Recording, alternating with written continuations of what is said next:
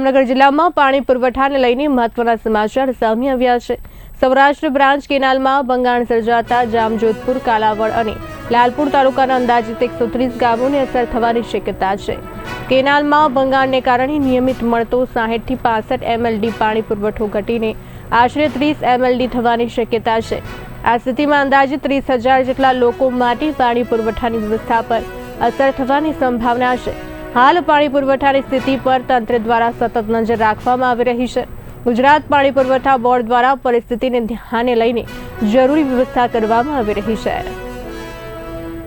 Gutter व्यवस्था board द्वारा जामनगर जिल्लाना कुल 428 गामों छे जुदी जुदी 9 जूथ योजना द्वारा जोड़ायेला छे।